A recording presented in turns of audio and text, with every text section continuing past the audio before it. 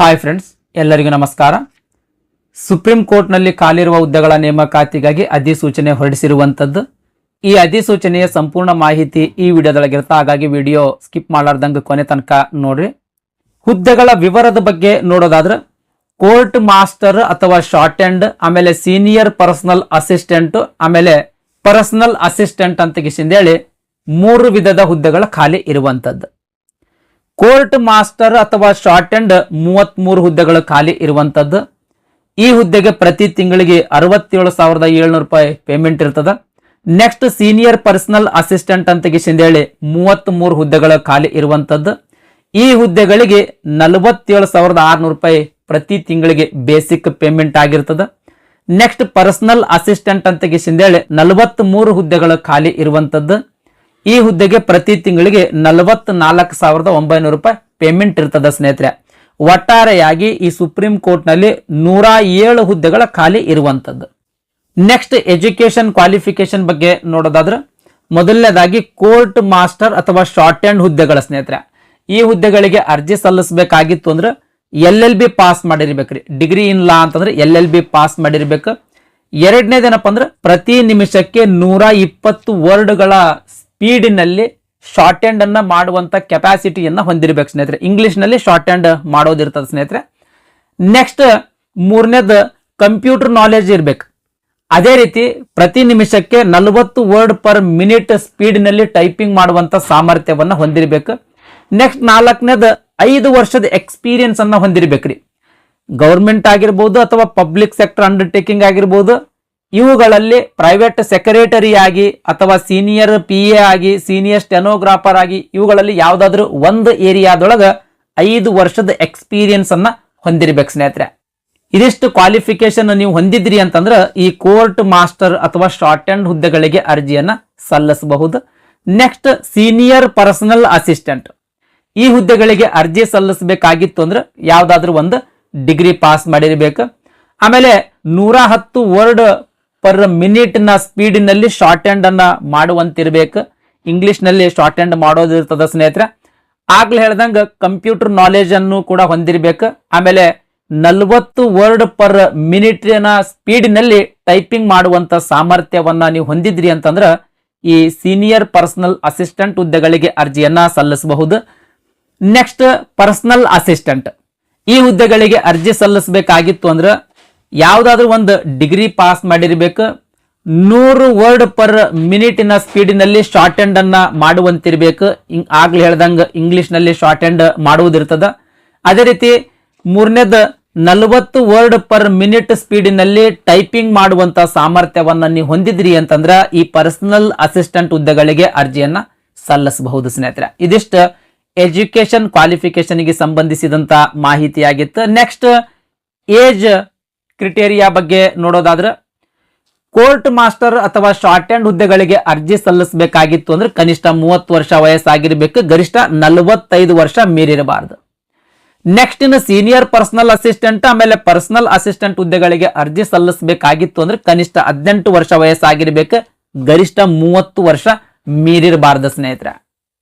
ಈ ಗರಿಷ್ಠ ವಯೋಮಿತಿಯ ಮೇಲೆ ಇನ್ ಅಡಿಷನ್ ಆಗಿ ಏಜ್ ರಿಲ್ಯಾಕ್ಸೇಷನ್ ಕೂಡ ನೀಡಲಾಗ್ತದೆ. SC ಅಥವಾ ST ಕ್ಯಾಟಗರಿ ಅಭ್ಯರ್ಥಿಗಳಿದ್ರೆ ಅಂದ್ರೆ 5 ವರ್ಷ, OBC ಕ್ಯಾಟಗರಿ ಅಭ್ಯರ್ಥಿಗಳಿದ್ರೆ ಅಂದ್ರೆ 3 ವರ್ಷ, ಅಂಗವಿಕಲ ಅಭ್ಯರ್ಥಿ ಮತ್ತು ವಿಧವೆ ಅಭ್ಯರ್ಥಿಗಳಂದ್ರೆ 10 ವರ್ಷ, ಅದೇ ರೀತಿ ಮಾಜಿ ಸೈನಿಕ ಅಭ್ಯರ್ಥಿಗಳಿದ್ರೆ ಅಂದ್ರೆ ಎಷ್ಟು ವರ್ಷ ಸೇವೆ ಸಲ್ಲಿಸಿರ್ತಾರೋ ಅಷ್ಟು ವರ್ಷಗಳ ಮೇಲೆ 3 ವರ್ಷದ ಏಜ್ ರಿಲ್ಯಾಕ್ಸೇಷನ್ ನೀಡಲಾಗ್ತದೆ.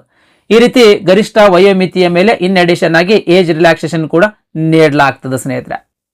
ನೆಕ್ಸ್ಟ್ ಸೆಲೆಕ್ಷನ್ ಪ್ರಾಸೆಸ್ ಬಗ್ಗೆ ನೋಡೋದಾದ್ರೆ ಮೊದಲನೇದಾಗಿ ಕೋರ್ಟ್ ಮಾಸ್ಟರ್ ಅಥವಾ ಶಾರ್ಟ್ ಹ್ಯಾಂಡ್ ಹುದ್ದೆಗಳಿಗೆ ಅರ್ಜಿ ಸಲ್ಲಿಸಿದ್ರಿ ಅಂತ ತಿಳ್ಕೊಳ್ರಿ. ಅವರಿಗೆ ಫಸ್ಟ್ ಟೈಪಿಂಗ್ ಸ್ಪೀಡ್ ಟೆಸ್ಟ್ ತಗೊಳ್ತಾರ. ಅಂದ್ರೆ ಕಂಪ್ಯೂಟರ್ ನಲ್ಲಿ ಟೈಪಿಂಗ್ ಸ್ಪೀಡ್ ಟೆಸ್ಟ್ ಗೆ ಸಂಬಂಧಿಸಿದಂಗ ಒಂದು ಪ್ರಾಕ್ಟಿಕಲ್ ಎಕ್ಸಾಮ್ ತಗೊಳ್ತಾರ. ಎರಡನೇದು ಶಾರ್ಟ್ ಹ್ಯಾಂಡ್ ಗೆ ಸಂಬಂಧಿಸಿದಂಗ ಒಂದು ಎಕ್ಸಾಮ್ ತಗೋತಾರ. ಮೂರನೇದು ಒಂದು ರಿಟರ್ನ್ ಟೆಸ್ಟ್ ತಗೊಳ್ತಾರ. ನಾಲ್ಕನೇದು ಇಂಟರ್ವ್ಯೂ ತಗೊಳ್ತಾರ. ಈ ರೀತಿ 4 ಹಂತಗಳಲ್ಲಿ ನೇಮಕಾತಿ ಮಾಡ್ಕೊಳ್ತಾರ ಸ್ನೇಹಿತರೆ.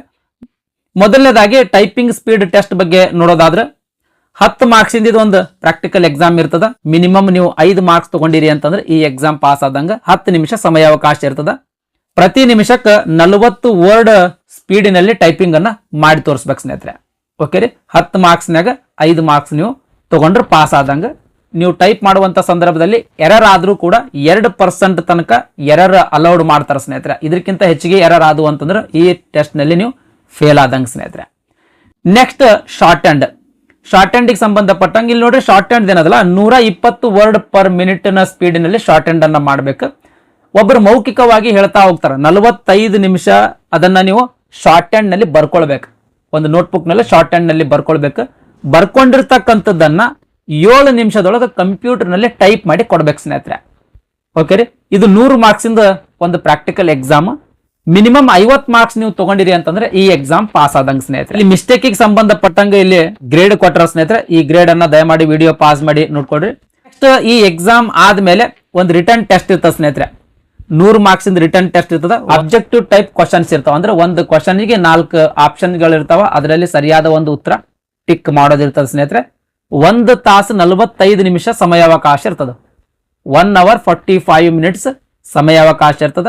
ಈ 100 ಮಾರ್ಕ್ಸ್ ಗಳ ಸಿಲೆಬಸ್ ನೋಡೋದಾದ್ರೆ 50 ಮಾರ್ಕ್ಸ್ ಜನರಲ್ ಇಂಗ್ಲಿಷ್ಗೆ ಸಂಬಂಧಿಸಿದಂತ ಪ್ರಶ್ನೆಗಳು, 15 ಮಾರ್ಕ್ಸ್ ಜನರಲ್ ಅಪ್ಟಿಟ್ಯೂಡ್ಗೆ ಸಂಬಂಧಿಸಿದಂತ ಕ್ವಶನ್ಸ್ಗಳು, 25 ಮಾರ್ಕ್ಸ್ ಲಾಗೆ ಸಂಬಂಧಿಸಿದಂತ ಪ್ರಶ್ನೆಗಳು, 10 ಮಾರ್ಕ್ಸ್ ಜನರಲ್ ನಾಲೆಜ್ಗೆ ಸಂಬಂಧಿಸಿದಂತ ಪ್ರಶ್ನೆಗಳನ್ನ ಈ ಎಕ್ಸಾಮ್ದಾಗ ಕೇಳ್ತಾರೆ ಸ್ನೇಹಿತರೆ.